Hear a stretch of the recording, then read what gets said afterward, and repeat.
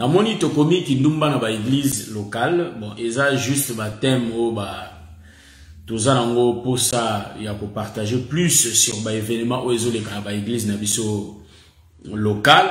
Peut-être tozo chakate na makambo mingi o ezoleka, mais eza na makambo mingi ba mususu bazo ezoleka ou soit ba mususu bazo sala makambo wana bazo croire que ceux qui moté ya lobby baza obligé à sala yango parce que yende asololaka na nzambi. Donc biso lelo rapidement toza vraiment je vais partager la vidéo nazo kabola pe moi vidéo oyo na mokuse.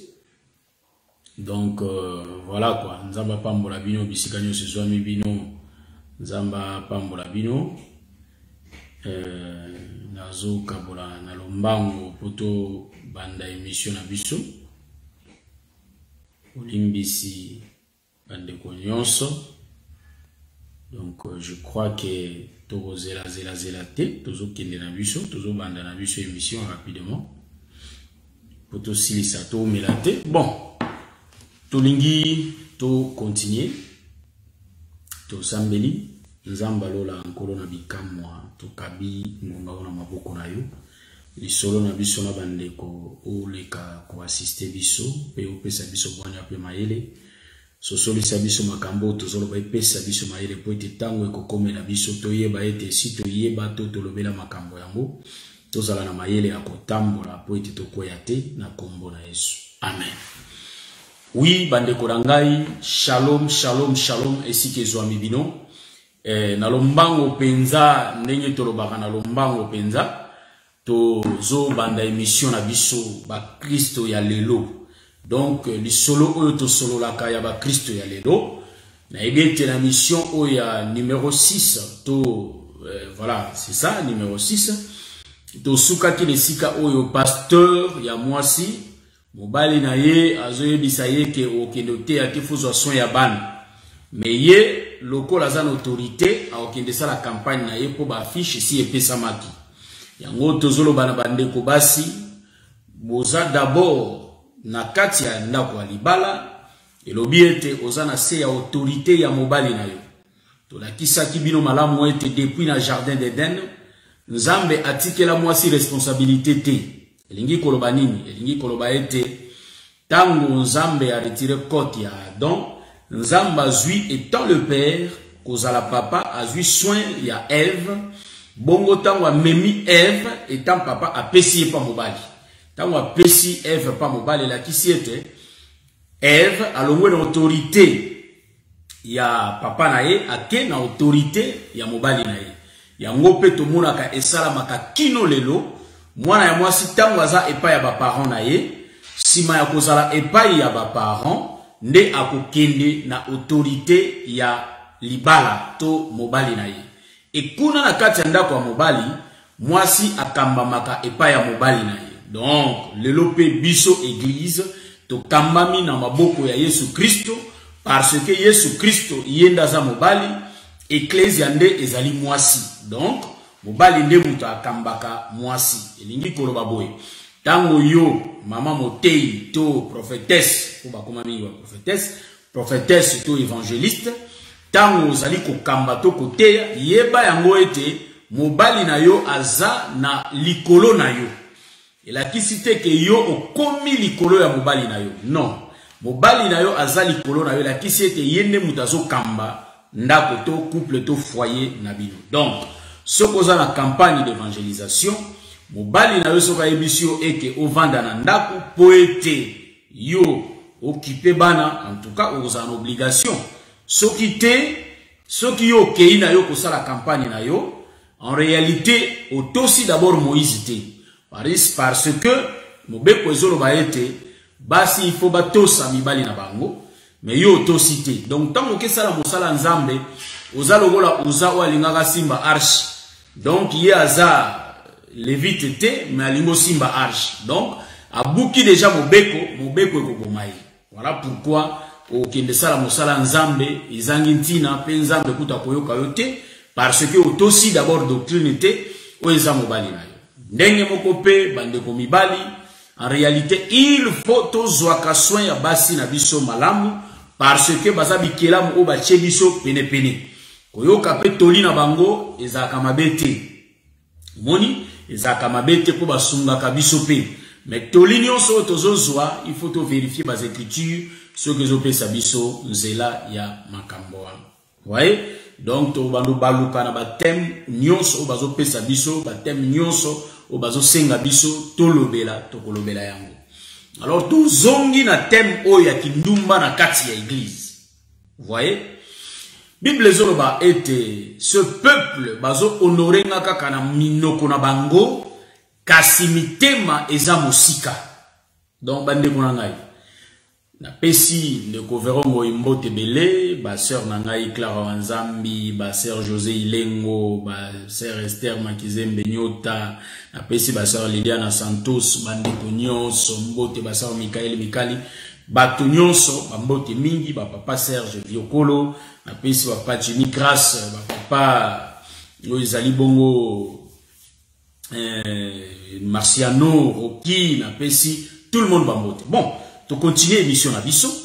Donc, on peut remarquer bon. Na quatre églises, on commence un pasteur, azana moisi ya ministère. Donc, batupe na quatre églises, ba yebi ete pasteur wana azana moisi na ye ya ministère. Mais, bazomona na bango normal, et que pour moisi na ye, moi bizaleleza ye mabe, moisi na ye azalaka moi compliqué, si ko fazala na moisi moko boye ya ministère atambola na ye. Donc, ce babengisi ya kelete na Ghana, a memi mwasi wana. Mwasi nete mtakenda. A memi mwasi wana. Ceux qui babengisi ndekwa kelete ya ceux qui viennent na Irlande, na mwasi wana. Babenga ke femme du ministère. Donc, biloko oyo na kati église, ndeko mwasi. Comment se fait-il na kati église, pasteur ndateaka? Koteya ezaliete, azo sakola sango malamu. Oye ko changer ba vina biso. Oye kosala ete tolongo la vie ya kalato koma na vie ya sika. Mais yetango azoya kolinga yo a présenté écriture mon côté oezo pesa yenzela azwayo comme deuxième femme. Toma kangu. Moni toloba expression mopenza na lingala toma kangu. Donc eloko wana eza lisumu oye komema bino na life. Parce que moi si ya ministère azalaka na été. Donc mosala nzambe ebandi epai na bisote. Mosala nzambe euti depuis jardin d'Eden. Kuna nde mosala nzambe banda. Tokolo baboye eke nzambe ye moko na makolo amona ki ete facha biso na se. Akeli biloko nyonso abongisi biso pa che biso. Donc tango che biso asali na ba principe na ye. Voilà pourquoi tolobaka tango nyonso eke tango tozo sala makambo nzambe il faut tota la référence biblia ezo biso nini ndenge nini mosala o ekoko tambola mwasi ya ministère azalaka te et puis église eyebi ki pasteur azana makangu na yeto mwasi ya ministère sœur Angèle et puis bazo autoriser bazo tolérer na bango bazo mona ngo normal. Voilà pourquoi komona pasteur akomi na makangu mama pasteur pa komi na frère moko boye pe babi makana ye omoni. Donc église ekoti na désordre moko impossible makambwana ekotinda pe ba frère pe ba komi kolingana. Donc Sodome na Gomorrhe koti na kati église. Est-ce que bozolanda biloko tozoloba eza ba vérité oyo bato balingaka te, mais ce sont des choses oyo ezo salama lelo. Est-ce que bozomona ngai malamu boko remarquer lelo bato mingi balongoli oyo tobengi piété. C'est pourquoi le Seigneur ne na otoloba alobi peuple oyo ezo kumisanga kaka na bambebo mais mitema na bango eza mosika oyo akumisaka nzambe na motema na ye mobimba ezali moto oyo atosaka liloba nzambe. Donc na kati église eza esika ya kindumba te parce que le frère Paul azoloba yango bien eke alobi yango malamu boyeke alobi fouiller l'impudicité masumu mosusu mutasala keza libanda ya nzoto mais moto oyo azosumu kisa nzoto. 1 Corinthiens chapitre 6 le verset 18 je crois bien makambo nazoloba ekomami kuna. Voyez-vous? Donc, en réalité, moto asala kama sumu so ya kalibanda ya nzoto. Mais oyo azo sangisa nzoto na ena mwasanduma nde bazo koma na molimo moko. Voyez-vous? Donc, bien aimé, esengeli na biso to tambola na kobanga nzambe, to koki ko tambola na kati ekobo te na église. Et puis pasteur azana moi groupe na yemo boya sala atinda ba frère omona frère boyake ko bengile ser kingani. Frère boyake ko bengile ser kingani. Azo zwana basi ya bato o bazaya mabala na kati ya église. Non, ça c'est pas l'église de Jésus-Christ. Et au senga le bien-aimé pasteur, le fidèle dans l'église, to banda ko changer ba vie na biso. Soki biso to tika ka banda to yaka ba église eza poto zala na une nouvelle vie. Eza to zala na une vie claire, une vie où eza polée, une vie pieuse devant le Seigneur. Mais eza te basali na nzambe bozongi salisusu. Toto zongi salisusu batu na masumu. Non, non plus. Voilà pourquoi les hommes de Dieu choisis par Dieu, Onzamba Poni, Omona Bango, Bazaka toujours na kobanga nzambe. Ceux qui balingi batenga bazonga ka toujours na nzela parce que molimo na nzambe nde ekambaka bango. Okomona mama na kati ya ndako, une sœur dans la maison, Biblie lobi boye et que azwa soin ya mobali na ye, mais okomona ta mususu sœur akena ye veillé à 3 jours atikali ne pe kolamba te. Donc pona ye ake ko sala musala nzambe. Mais papa na ndako kutu atielie ata eloko ya koliate. Ozomona. Donc ma sœur ozozwa soin domestique na malamu te. Lenge moko pe ba frère. Nzamba bengi biso na responsabilité tozwa yango vis-à-vis ya basi na biso. Mais okomona yo bimi na yo otiki responsabilité na yo te étant papa ya kozwa soin ya mwasi na yo. Voyez? Yango komona la sœur tango bakomi ko pesa ya beloge pa batu mususu akomi ko directionner misu na ekuna pona ko kende libanda ko kende ko bimana batu wana. Donc nous disons que ba couple ya ba Kristo bakoyi ko tambola kaka na mateya ya Yesu Kristo. Est-ce que vous voyez ça? Donc motei ko sala teke batu ba koma ba fanatique na yo. Touchons tous les points. Donc ce qui motei batu ba komi ba fanatique na yo na peuple wana na yo moko direction en faire parce que okomora même na palais royal batu oyo bazalaki kosala musala kuna bazalaki ba intendant bango ba eunuque bango ba castra bango, cela veut dire bako kozala na semence te hein yango monique yo okzana yo mwasi liboso ya Yesu, cela veut dire que yo okoko sala te que peuple est comme adorer yo, peuple est comme isa yo lokola papa. Ce qui est comme na niveau wana na peuple yango na yo moko motei boza batu moko o boza emballé pour la direction vers l'enfer. Est-ce que vous voyez ça? C'est pourquoi moi si ya Yesu Kristo bazalaka na respect pour na kosolola na ye. Ezali nde église tozo ben na matoi émission oyo parce que bizaleli mingi ezoleka na niveau ya ba église et batu bakangi misu. Omona na église moko songolo to pakala. Pasteur wana zana ba makangu 8, tamu so zana ba makangu 5 na kati église. Bitumbe komi na kati église. Donc pasteur kuta bomba kalinga kola tsamosi na ete.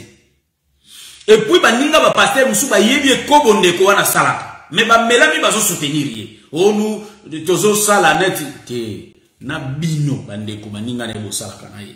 Na ndeko azo sala makambo wana. Bino nyonso direction enfer. Voyez-vous? Donc en réalité tangu bomoni pasteur wana zo tambola malamu te bino oyo bozana nzela il faut bosunga ndeko na bino azonga na nzela. Mais soki ka makamba ko couvrir na ndeko ya zo couvrir. Omoni te batini même mosakoli Ezekiel ba ebise ke akende ko ebisa ndeko na a changer bizaleli na ye. Mais soki Ezekiel a telemité akei ko ebisa ndeko wana te ekende ko wana kufi masumu wana alikuwa mtu naye wana tona mukanda Ezekiel. Siko biso tolobi par rapport à l'écriture tangu ndeko azotambola malamu te il faut koya kosola na ndeko bala liboso bostali écriture combien lobi nini osoli na ndeko zongisi ndeko na nzela ndeko aboyi na ye bozongeli lisusu bosololi na ye botoyi principe en ndenge kendaka kino to kobwaka ile banda bomoni mais ba je o ekomi ya ba couverture eza eloko moko malamu te.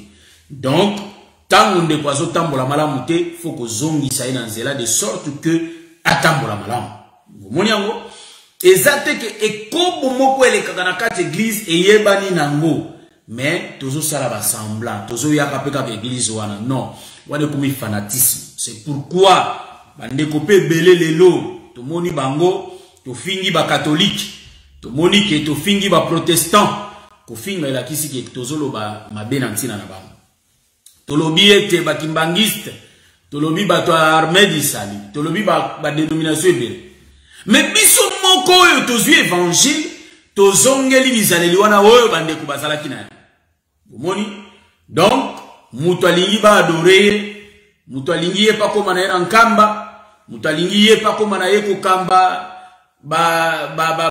comment dirais-je ba direction ebele à l'église. Non, en réalité nous voyons que même les frères Paul oza osa musala nzambe oya omona ye na ba direction ya ko kamba église ezalaki vraiment lolenge wana te bomoni. Donc nous disons que etonga ezaka ya nkolo Yesu Masia bomoni yango. Donc lelo tozozwa makambo mingi o tozoloba un pasteur tozoloba plus pasteur poka lingala to baba pasteur ba apôtre bazali na kati ba docteur bazana kati ba évangéliste pe ba prophète bango nyonso bakutami na kati wana okoya komona boye motei azui mwasi to mokambi azui mwasi na kati église abimaka na ser yango et azui sikoyo atie ser wana zemi motei ake kolongolisa zemi sikoyo biso tozotuna pe mutuna papa sikoyo yo motei nano en tout cas biso na Biblia tomoni nano basali ya nzambo bazana lèpre te ke tomoni penza ke lèpre kutu donc ekangi pena bomo ya ronko sakana te to ekangi penza bomo ya Mose ezate même na tangi Biblia na moni ni Paul ni Jean sikoyo yo ochimungimize okei kolongolisa ye na zemi sikoyo mateya oyo teyaka ya wapi yango tozoloba toujours que bakoki koteya biso malobana tolobi amen mais totalaka ete misala na bango il faut ekokana na maloba oyo bazoteya bozomona yango. Donc motei akomi komona ngana azososola liso malamu te motei azomona guya kozana basi ebele akomi star ko akomi na donc basi donc ekomi ya ye non omona peta musu mwasi abato ya libala yo motei ozoluka ye makambo ozobima na mwasi ya libala non papa nde tozoba bo imitala soko moni okokina nute senga secours na bandeko na yo basala o délivrance basambela pona yo kino babenga na milimo mabe ya ezotungisa moni yango. Donc un prédicateur motei soko komina na niveau ya ko se discipliner te yo moko nanu liboso nde mabe evangeli esika wana zomona.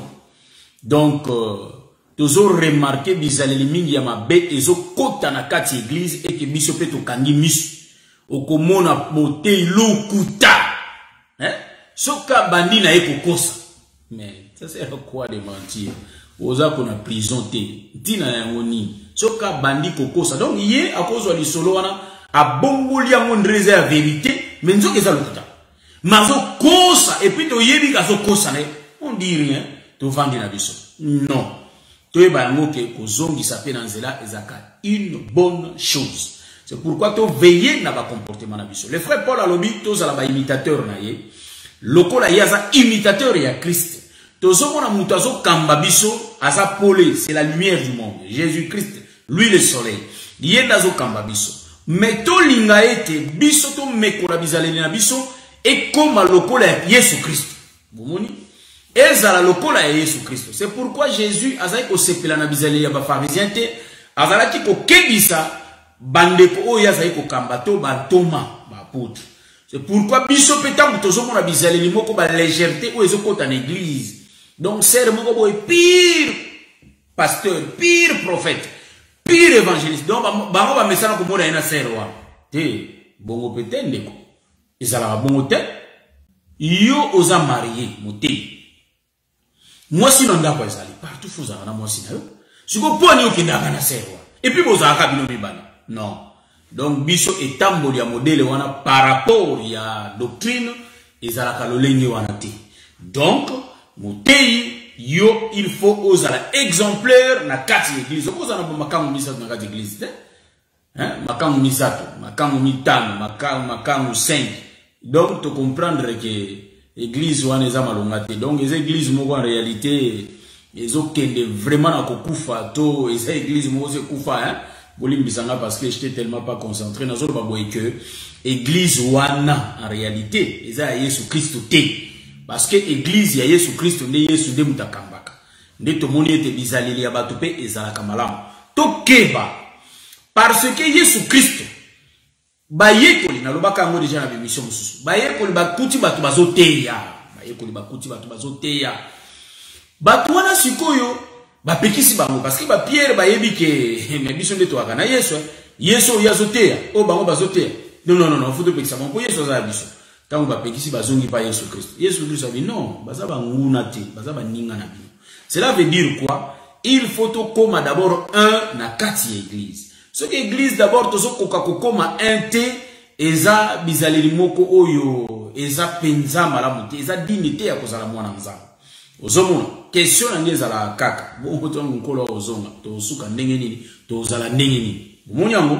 Donc tangu to so confesser tozo nimela Yesu Christo na bomoko, il faut tous à la biso nyonso assuli tous à la soule de sorte que biso nyonso to persévérer longo bomoyango.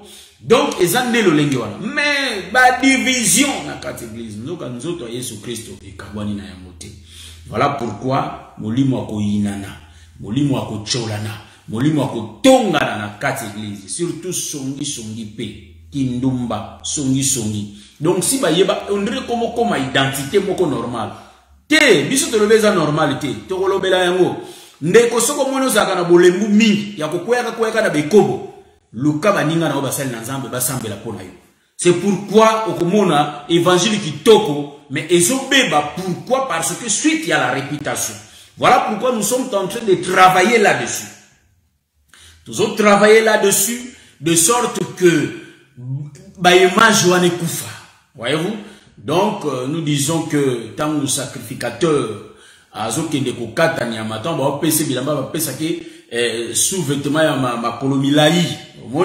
de sorte que bolumbu na emonanate moniango yango tozolo baboye papa mama tozana bokebi mingi tango tozotambola tozana bana na biso ya basi oyo bakomi na ba âge moko adolescent, c'est-à-dire bakomi na ba 14 15 16 17 bazokoma ba jeune fille, voyez-vous?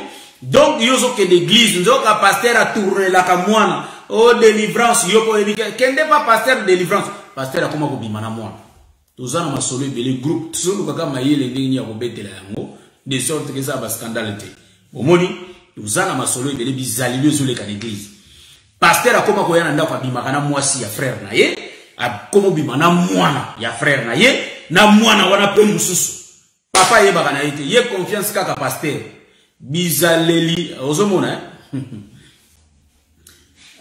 donc nous saluons notre bien-aimé le docteur Adelar Ndaye. Donc to pamboli nkolo parce que ndeko Adela zongi Canada tozolo bela bizaleli ya ba Christ.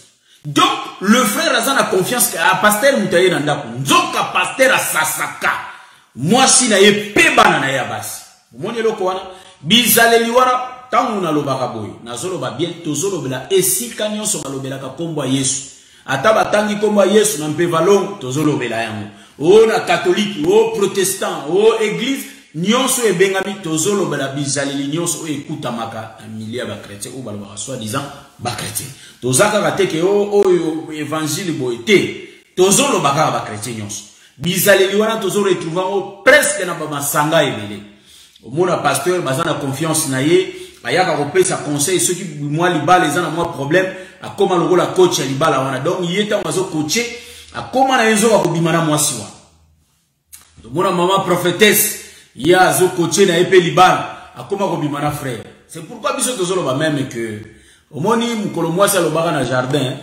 mukolo mwasi alobaka na jardin donc so okena mboka moko moni place soso mwasi azoganga faut bimana mboka wana parce que c'est que mboka wana ezana bondoki mboka wana ezana kobeba omoni po moto achaka ezaka soso mobali yene moto lakaka asakolaka pona ngonga pona ntango omoni yango donc soki ntango ya buto ezosila tokota ntango ya tongo ya lobi Donc il a kisi ete mosakoli wa yaka ko sakolaka nde tomona na Israël yango bandeko tozolo ba tomona na Israël ete Yesu Christ yaka hein Moïse yaka donc nous disons que na kati ya Moïse nde omoni Aaron abimi bana ya Aaron babimi nde tomoni peke na kati ya Yesu Christ tomoni peke ba apôtre babimi omoni donc ezola kisa que bandeko na ngai makambo ndenge tolobaki la fois dernière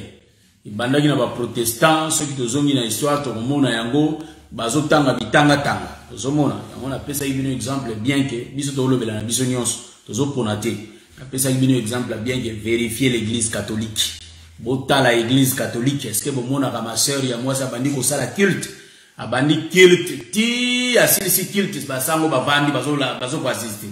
Donc il faut lire les écritures. Problème na biso totanga kati okomona pe na église na biso lelo ba pasteur na ba mvuela ba sultan tanga bilamba ya Aaron banda kotala ba sultan bazola est-ce que eza na correspondance est-ce que lelo pe tokola ta ba sultan donc eza biloko belé tozolanda mais tozokumisa mais tozoyebate omoni ne tozoloba toke bara ba marche na biso je crois que tana biso ekoki.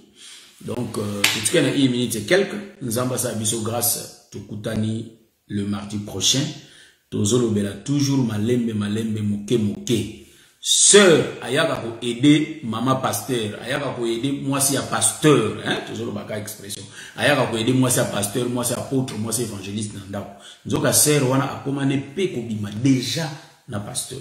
Donc, eloko ya kindumba to ekobo eza tellement glissant na milieu ba Kristo yango na zolo baboy mo Kristo soki okokina no ko boma nzoto na yote c'est ko linga mino na nzambe te mo Kristo mo ba posa nzoto ko mata so sambela te na yebi muto azana connexion makasi na nzambe ba posa ne kofa mais yo soki pasteur ça le logique l'audio la télégie comme poussé yazo ya ko sunga na ndako kuna pa pasteur mais nzoka ba koma na moi likambo na pasteur donc ce qu'on fait à la pire maman pasteur pour n'avoir aveuglé. Voyez-vous ce qui se passe dans des églises.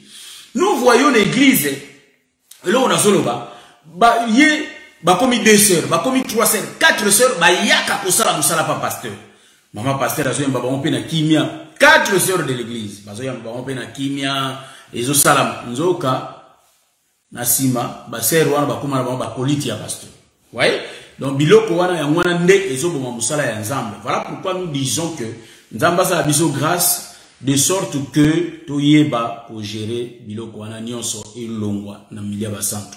Que le Seigneur vous bénisse. Je crois que tukutani le mardi prochain, mais c'est samedi tous en émission na biso nzamba pambola bino, nzamba pambola biso nyonso. Vraiment tukutani. Ciao.